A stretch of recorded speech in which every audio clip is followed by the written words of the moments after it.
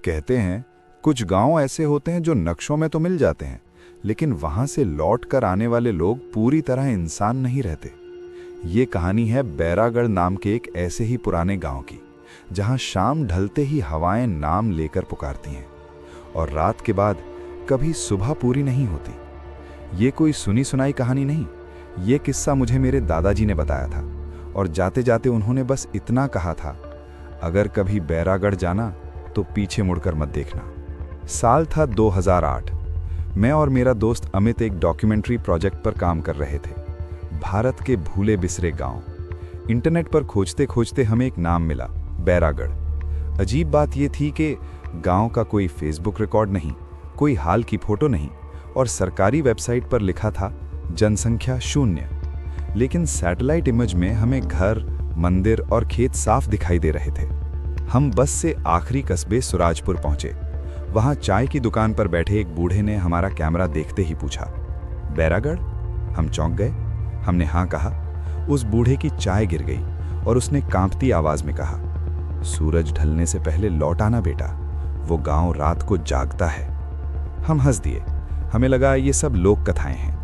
गांव तक जाने के लिए हमें 5 किलोमीटर पैदल जंगल पार करना था। जैसे जैसे हम अंदर बढ़े, पक्षियों की आवाज बंद हो गई, हवा ठंडी होने लगी और मोबाइल में नेटवर्क गायब। अचानक अमित बोला, तुझे किसी के चलने की आवाज आ रही है? पीछे देखा, कोई नहीं, लेकिन पत्ते ऐसे हिल रहे थे जैसे कोई नजर न आने वाला इंसान हमारे साथ चल रहा हो। शाम के 5:17 पर हम गांव की सीमा पर पहुंचे।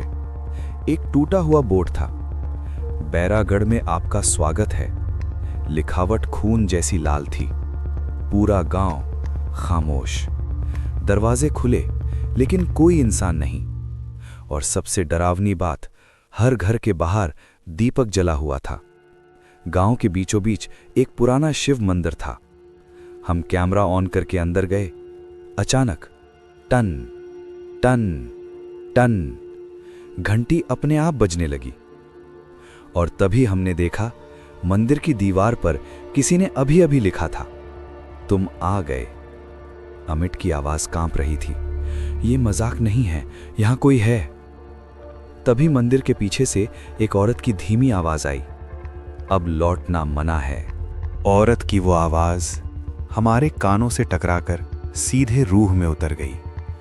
मैंने और अमित ने एक दूसरे को देखा। हम दोनों की सांसें तेज थीं। मैंने हिम्मत करके कहा, कौन है?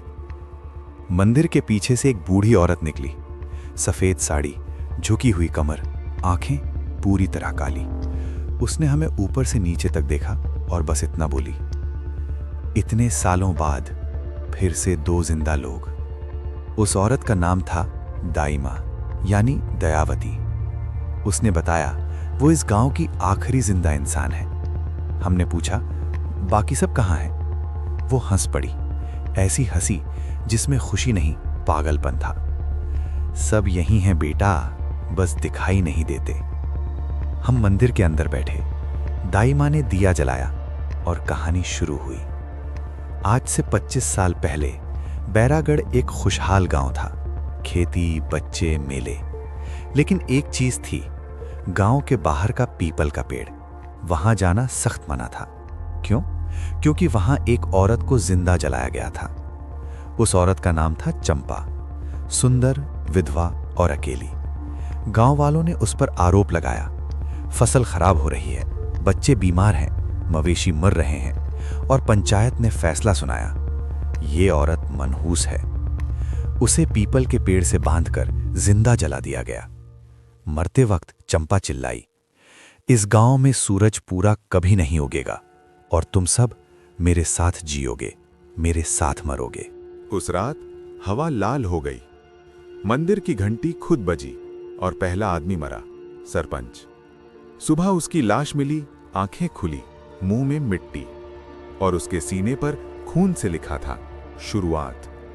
एक एक करके बच्चे गायब, औरतें पागल, आदमी आत्महत्या। लेकिन लाशें कभी गांव से बाहर नहीं गईं। हर शव को गांव की मिट्टी खुद निगल जाती। एक दिन सूरज आधा ही उगा, और फिर डूबा ही नहीं। उस दिन के बाद बैरागढ़ में समय रुक गया। घड़ियां चलती थीं, लेकिन दिन नहीं बदलता था। दाई मां की कहानी सुनते सुनते मैंने देखा अमित मंदिर की दीवार घूर रहा था। जहां लिखा था तुम आ गए, अब वहां नया वाक्य उभर रहा था, खून से। तुम्हें रोका था। अमित की आवाज बदल गई, भाई मुझे यहां से जाने का मन नहीं है। तभी मंदिर के पीछे से तेज हवा चली, दिया बुझ गया और अंधेरे में मैंने देखा पीपल का पेड़, जलती हुई औरत, बिना आंखों का चेहरा और वो आवाज, एक गया अब दूसरा। अमित चीखा। बस एक पल में अमित मेरे सामने से गायब हो गया। जमीन पर उसका कैमरा गिरा था और स्क्रीन पर रिकॉर्डिंग चल रही थी। वीडियो में अमित खुद को पीपल के पेड़ की तरफ चलते हुए दिख रहा था, जबकि वो मेरे सामने था, या था ही नहीं। अमित गायब था, लेकिन कैमरा चल रहा था। मैंने कांपते हाथों से रिकॉर्डिंग चलाई। स्क्रीन पर अमित दिखा, लेकिन उसकी आंखें पूरी तरह सफेद थीं। वो कैमरे की तरफ देखकर बोला, तू देर से आया। अचानक मेरे पीछे से आवाज आई, भाई तू वीडियो क्यों देख रहा है? मैं पलटा, अमित मेरे पीछे खड़ा था और स्क्रीन पर भी अमित ही था। एक मुस्कुरा रहा था, दूसरा रो रहा था, और तभी वीडियो वाले अमित ने कहा, अब चुन। मैं भागकर मंदिर के बाहर निकला।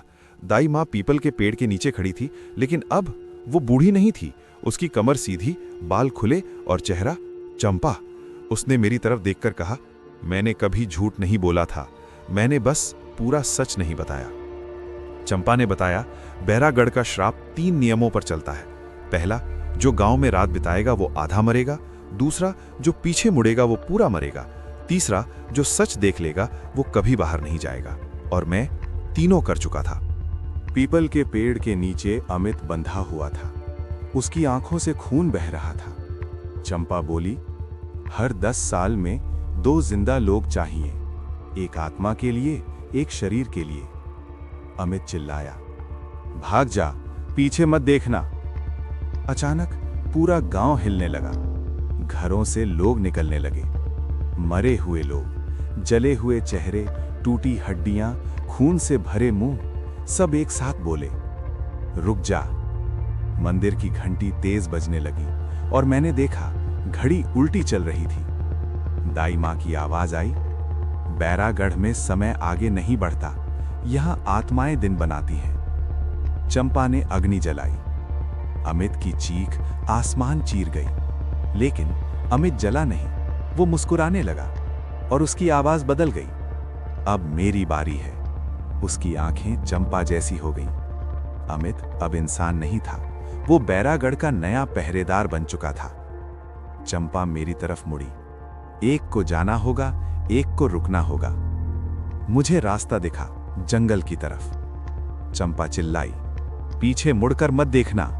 मैं भागा, हवा में 1000 आवाजें, मत जा, रुक जा, हम अकेले हैं। मैं भाग रहा था, जंगल वही था, लेकिन रास्ता हर कदम पर बदल रहा था। पेड़ मेरे सामने आ जाते, फिर गायब हो जाते। पीछे से अमित की आवाज, भाई रुक जा, थक गया होगा। मैं जानता था अगर पीछे मुड़ा तो सब खत्म। मैंने गिनना शुरू किया, 1, 2, 3, लेकिन हर बार 7 के बाद फिर 1, जैसे जंगल मुझे घुमा रहा हो। जमीन पर खून के निशान थे, मेरे नहीं। अचानक मेरे सामने एक छोटा लड़का खड़ा था, नंगा पैर, जली हुई त्वचा।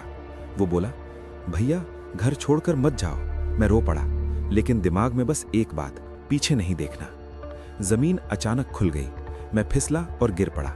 चारों तरफ अंधेरा और दीवारों पर हजारों नाम, सब वही लोग जो कभी बैरागढ़ आए थे। उनमें मेरा नाम भी उभर रहा था। अंधेरे में घड़ी की टिक टिक और आवाज, तू कभी निकलेगा नहीं। मेरे सामने दाई मां खड़ी थी, लेकिन अब उसका चेहरा आधा जला हुआ था। दाई मां बोली, चंपा बुरी नहीं थी, गांव ने उसे बनाया, लेकिन अब वो खुद भी इस श्राप से बंध चुकी थी। अगर श्राप तोड़ना है तो किसी को अपनी मर्जी से यहीं रुकना होगा। मतलब साफ था, या तो मैं अमित की तरह पहरेदार बनूं, या कोई और हर 10 साल में मरे। मैंने आंखें बंद की और पहली बार पीछे देखा। जंगल गायब, मैं फिर बैरागढ़ के बीचों बीच था। सूरज अब भी आधा था। चारों तरफ आत्माएं और सामने अमित मुस्कुराता हुआ। अमित बोला, तू बाहर जाएगा लेकिन कीमत देगा, तो दुनिया को बताएगा लेकिन कोई मानेगा नहीं। और जब भी कोई इस कहानी को सुनेगा, बैरागढ़ उसे बुलाएगा। मैंने हां कर दी। अमित ने मेरा माथा छुआ और सब अंधेरा। जब मेरी आंख खुली तो मैं सड़क किनारे पड़ा था। सुबह का वक्त था। सामने वही कस्बा सुराजपुर। लोग, दुकानें, आवाजें, सब सामान्य। लेकिन मेरी कलाई पर अब भी जली हुई उंगलियों के निशान थे। मैंने मोबाइल देखा। तारीख थी 2018, जबकि मैं बैरागढ़ 2008 में गया था। मतलब मैं 10 साल गायब था। मैंने इंटरनेट खंगाला। बैरागढ़ नाम का कोई गांव नहीं, अमित नाम का कोई दोस्त नहीं। मेरी डॉक्यूमेंट्री कभी बनी ही नहीं, लेकिन मेरे पास था वही कैमरा। घर आकर मैंने कैमरा ऑन किया। आखिरी फाइल खुली। वीडियो में मैं खुद बोल रहा था, अगर तुम ये देख रहे हो तो समझ लो बैरागढ़ ने तुम्हें देख लिया है। पीछे मंदिर की घंटी बज रही थी। उस दिन के बाद मुझे नींद में पीपल का पेड़ दिखता, जलती हुई औरत मेरा नाम लेती और अमित हर सपने में मुस्कुराता। सबसे डरावनी बात, वो मुझसे नहीं बोलता, वो मेरे पीछे खड़ा रहता। एक रात मैंने आईने में देखा। मेरी आंखें कुछ पल के लिए पूरी काली हो गईं और आईने पर उंगली से लिखा था, तैयारी शुरू है। एक शाम मेरे फोन पर एक अनजान कॉल, सिर्फ एक आवाज, 2 लोग चाहिए, और कॉल कट। अगले दिन मैंने मैप खोला। एक नए इलाके में एक अनजान गांव, बैरागढ़, प्रपोज्ड सेटलमेंट, जनसंख्या 0। मैंने ये कहानी लिखनी शुरू की। सोचा लोगों को चेतावनी दूं, लेकिन हर बार जब कोई इसे पढ़ता या सुनता, उनके कमेंट आते, अजीब खिंचाव महसूस हो रहा है, रात को नींद नहीं आ रही, किसी ने नाम लेकर बुलाया। अगर आप यहां तक पहुंच चुके हैं तो समझ जाइए, अब बैरागढ़ आपको जानता है और हर 10 साल में वो 2 लोगों को बुलाता है, एक कहानी सुनाने के लिए और एक कहानी बनने के लिए। अगर आज रात आपको सपने में अधूरा सूरज दिखे, पीपल का पेड़ दिखे या कोई आवाज आपका नाम ले, तो पीछे मत देखना, क्योंकि मैंने भी यही गलती की थी।